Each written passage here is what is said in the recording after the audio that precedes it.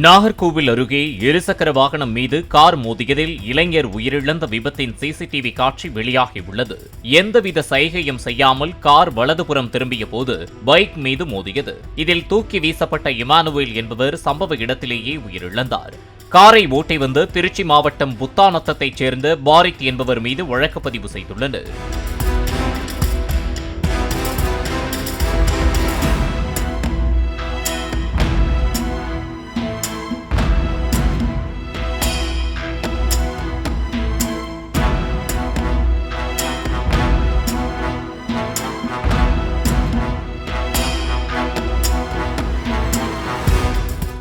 Play store மற்றும் app ஸ்டோரில் இருந்து பாலிமர் செயலியை QR கோடு மூலம் பதிவிறக்கம் செய்யுங்கள். செய்திகளை உடனுக்குடன் பெறுங்கள்.